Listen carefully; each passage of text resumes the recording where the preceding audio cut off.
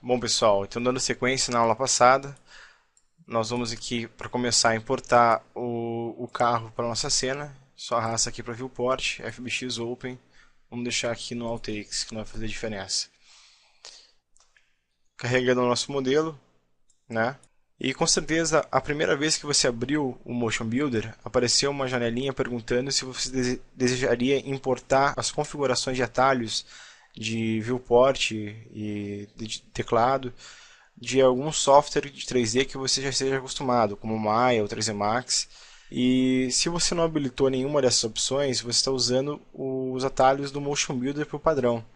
Mas caso você tenha, aí você só pode alterar isso vindo aqui, ó, em Settings, Keyboard Configuration, e aqui você pode migrar entre esses atalhos, certo? No caso, eu estou acostumado a usar com o Maya, então eu geralmente já uso os mesmos atalhos do Maya.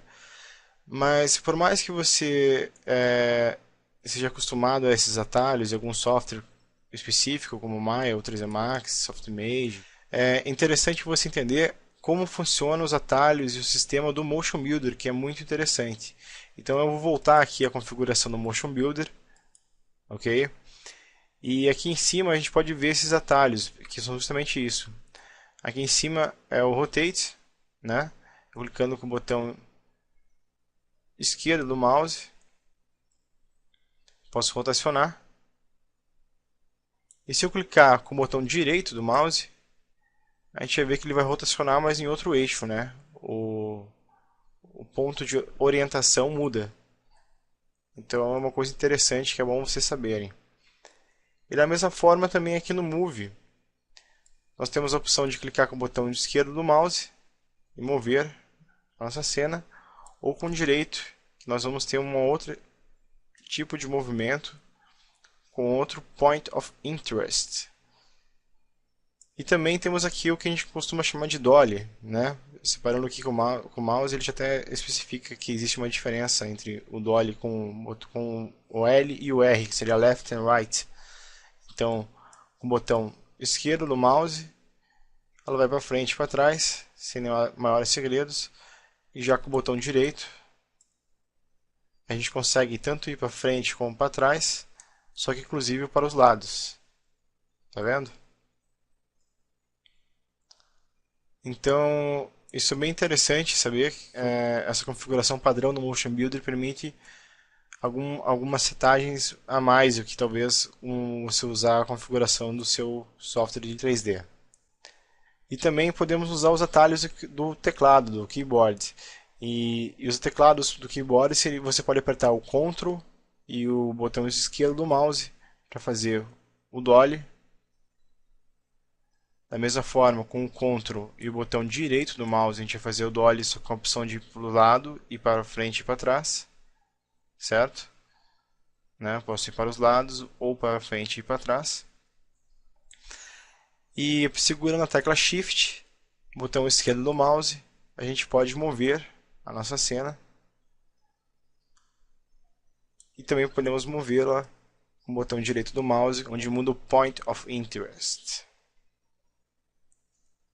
O que é uma coisa bem interessante. Também usando o botão Ctrl, Shift e botão esquerdo, nós rotacionamos a nossa cena, né? Nós temos o Rotate, certo? E se a gente clicar com o botão direito do mouse, nós vamos rotacionar, mas com a câmera em outro ponto de orientação.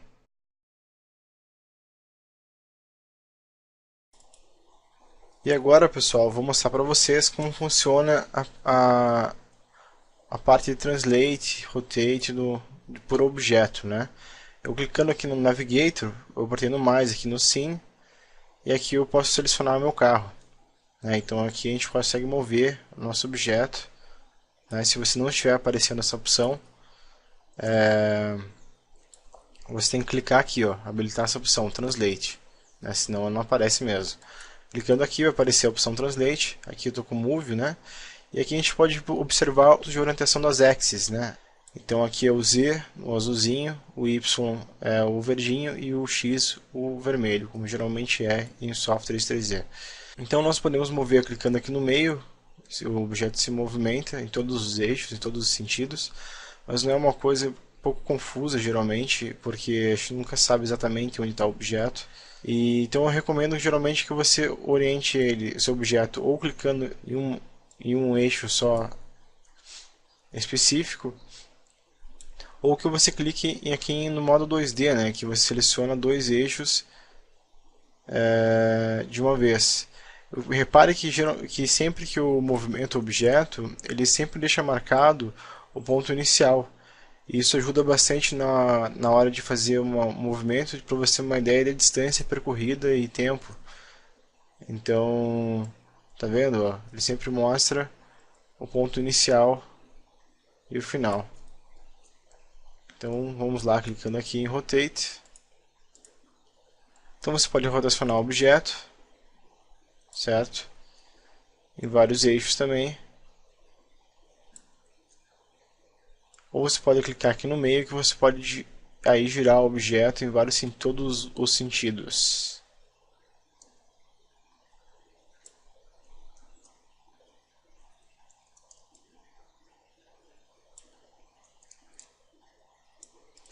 E vamos supor que agora eu quisesse que esse carro girasse no eixo dele mesmo. Se eu fosse tentar pelo Rotate aqui no eixo Z, ele não ia rotacionar exatamente como a minha vontade. Então por isso que você clica aqui no globo e escolhe o Local. Que aí sim você tem essa possibilidade de fazer girar no eixo dele mesmo. As propriedades locais. E outra questão também aqui no Rotate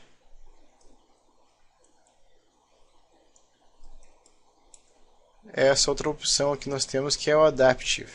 Qual que é a diferença? Se a gente usar o Local, por exemplo, e aqui eu vou criar um keyframe,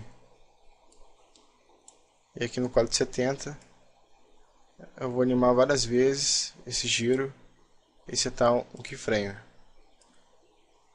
Reparem que ele só fez a animação, ele não entendeu que deu várias voltas até chegar nesse ponto. Ele só fez o caminho de onde começou até onde estava no ponto final, certo? Então, por isso que existe o Adaptive.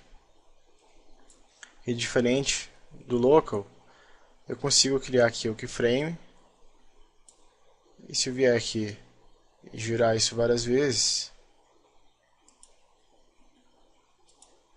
ele vai entender. Então essa que é a diferença, que ele não tem esse limite, né? Ele realmente dá 360 graus quantas voltas forem necessárias. E a mesma coisa para o Scale. Você pode apertar a tecla S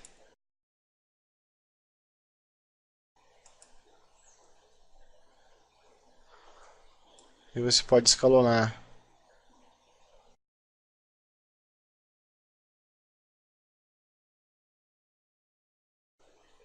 E caso você clique aqui e escolha a opção Scale Volumetric, observe que existe uma diferença nessa forma de escalamento. Ele vai criar um volume, tá vendo? Então todos os botões aqui nesse painel que tem esse pontinho preto no canto, significa que tem outras opções. Aqui no caso, o mais importante que eu achei é o Scale, que você pode escalonar de forma uniforme, ou você pode escalonar de forma volumétrica, que vai criar um volume. É como se a gente estivesse achatando o modelo, realmente, em vez de só esticar simplesmente. Tá joia? Então é isso, pessoal. Até a próxima aula.